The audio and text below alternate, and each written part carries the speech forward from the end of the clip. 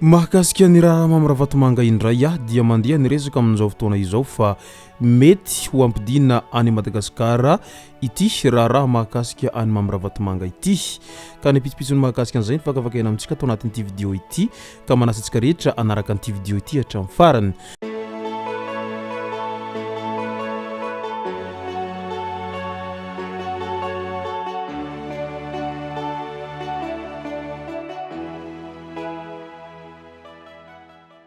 Ny tonga tsy miaraba hono namantezitra ka dia faly miaraba isika rehetra mpanaraka tsy tabaka an'ity chaîne ity tenako amin'ity androandroany ity arakan'izay efa natsipiko zay dia ny mahakasika ny tohon-draha mamy Ravatomanga trany no tena iomparantsika atao anatin'ity vidéo ity fa milohan'izay dia andao aloha resantsika ireto tsara ho fantatra manaraka ireto sambo AW tuizana ny fanadiadina hivoahan'ny marina mahakasika an'ity fa haverezany sambo AW ity izay tsy hita popoka hatramin'izao fotoana izao araky ny nambarany filohan'ny fanavaozana tamin'ny voakany Mahajanga nandritra ny fandalovany tany Mahajanga izay.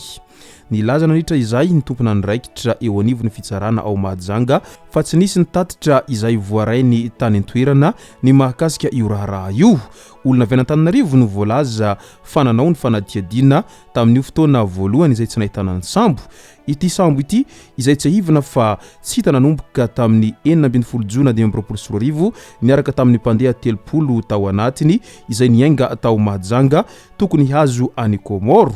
Marina fa malagasy ny ankamaroan'ireo mpandeha izay tao anatin'izay sambo AW izay tsy hita popoka izay ka maro ny antsoavo izay ataon'ireo fianakavian'ireo izay niaraka tamin'ity sambo AW ity ka tsy mbola nahitana mangirana moa izy ity mandraky tiny androany ka niho ny anton'izay no mahatonga an'izao hisokafa ny fanadihadiana vaovao ny amin'ny mahakasika an'izao tohony raha fanadihadiana an'ity sambo AW izay tsy hita popoka efa volana maro ity. Aingane mba hivoaka ny marina mahakasika an'ity sambo AW ity ary aingane ihany koa mba ho hita ireo izay mpandeha misa 30 tao anatin'izay satria mitaintaina sy mitebiteby lava ireo izay fianakavian'ireo tsy hita tao anatin'ity sambo AW ity tao anatin'izay volana maro zay. Tany Morondava indray vehivavy lehibe izay mpivarotra rongony voasambotra ny polisy.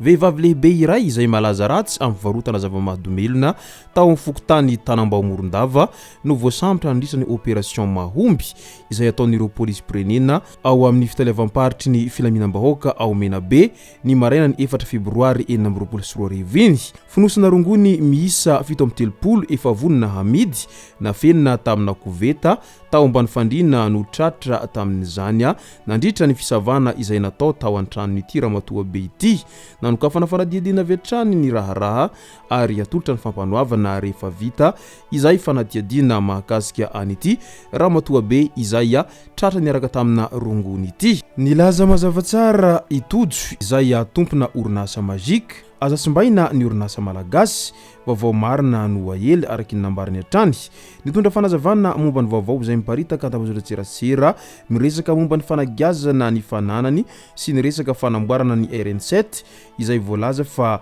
tsy mandeha amin'ny laoniny itojo izay mpitantana ny orinasa majika. Nambarany tamin'izany fa orinasa misa 4 no misana ny fanamboarana ny RN7 isan'izany ny orinasa mazika izay sahaniny izay ny 220 isanjato amin'ny asa ihany no iandraikitan'izy ireo raha ny fanazavany hatrany. Nambarany tojo fa mizotra araky ny tokony ho izy ny asa izay iandraikitan'izy ireo ary efa nisy ny fidinana ifotony nataony tompona niraikitra avy eo anivon'ny ministerin'ny asa vaventy tsy nisy ny fanamariana hafahafa fa fampaherezana no azo ho hiatrany ity mpandraraha malagasy ity. Raha hiresaka momba ny RN7 ny zavatra ataoko no hitsara ho ahy fa tsy any amin'ny zavatra izay tsy ataoko ho hiatrany ny nambarany. Misy garantie de bonne exécution ny fanaovana asa toy ireny ho izy hatrany.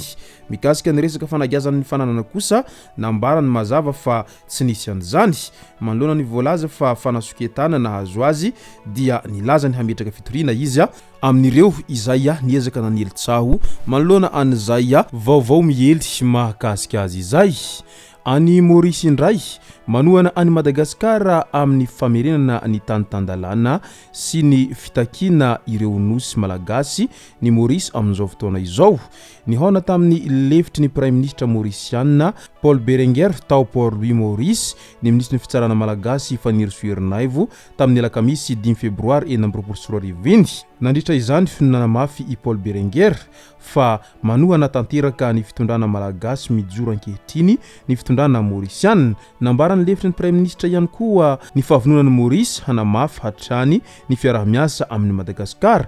Ankoatr'izay nanambara ihany koa andriamatoa Paul Berenguer fa manohana feno any Madagasikara amin'ny ezaka famerenana ny tantandalana sy mankahery ny fitondrana malagasy amin'ny fanatanterahana fifidianana mangarahara izay tsy misy hosoka arekeny rehetra. No amafisiny ihany koa ny fanohanan'ny Maurice any Madagasikara amin'ny fitakina ny famerenana ny nosy malagasy.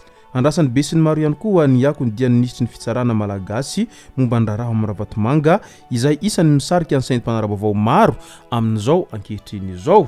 Ka ao anatin'izany rehetra izany dia mazava izao fa Ampodiana any Madagasikara i Mamy Ravatomanga rehefa vita ny fanadihadiana ara-pitsarana azy ao Maurice ao araky ny voalaza trany. Mikendry ny Ampodiana Mamy Ravatomanga any Madagasikara ho tsaray ny fitsarana malagasy rehefa vita ny dingana sy ny raharam-pitsarana ary ny fanadihadiana ataony Mauritiana araky ny nambarany ministry ny fitsarana Fanirsoerinaivo nandritra ny valandresaka izay nataony. Ity farany izay tonga nanao fitsodiana tany Maurice tany mifanandrify amin'ity raha ity ihany niaraka amin'ny delegation izay nitarihiny tany amin'izay nosy Maurice izay. Firenena roa tonta izay manamafy ny fiarah-miasa ara-pitsarana eo amin'ny ady amin'ny kolikoly sy ny famotsimbola ary ny fiarovana ny fampiasam-bola Mauritiana sy ny malagasy. Ampodiana ihany koa ireo izay fananana na repatriement de fonds rehefa misy ny didi-pitsarana mifandraika amin'izany ao Maurice ao na ao Madagasikara na amin'ny firenena roa tonta miaraka ho hiatrany ny fanazavana izay noentin'izy ireo hatrany. Midika izay fa tena mbola ady mafy izany ity raha Mamy Ravatomanga ity amin'izao fotoana izao satria mbola azo lazaina fa mbola marobe ny resaka izay mifamaofao ao anatin'izy ity na dia miezaka manao entso zavatra sy mitady hirika rehetra azy andriamatoa Mamy Ravatomanga mba hahafabela azy ao anatin'izay rehetra mahavoasaringotra azy amin'ity raha izay mampigadra azy any nosy Mauritiana amin'izao fotoana izao. Etsy ankilany kosa ireo rehetra izay tsy manohana any Mamy Ravatomanga dia mitady hevitra rehetra sy proof rehetra mba afahana mitazona azy any amponjany sy ampidoboka azy amin'izao raha izay mahavoasaringotra azy any nosy Mauritiana amin'izao ankehitriny izao. Ka dia andrasantsika eto ara izay mety ho toy n'ity raha Mamy Ravatomanga ity asa raha ho afaka ihany izy aorina kely eo asa raha hidoboka amponja araky n'izay voalaza efa ombieny izay manoloana ireo izay raha mahavoasaringotra azy izay mitombo isan'andro manalina ny proof azon'izy ireo amin'izao ankehitriny izao. Izay no masaka azona roso tao anatin'ity video ity tomboko lasy tomboko vavy misaotratsika rehetra nanaraka an'ity video ity hatramin'ny farany. Azadino ny milaiky ny video antsika ary tsara voatrany ny miabone amin'ny chaîne antsika mba afanareo manaraka tsy tahabaka ny video izay lefa nahito isan'andro. Tomboko lasy tomboko vavy mankasitraka dia mirary soa.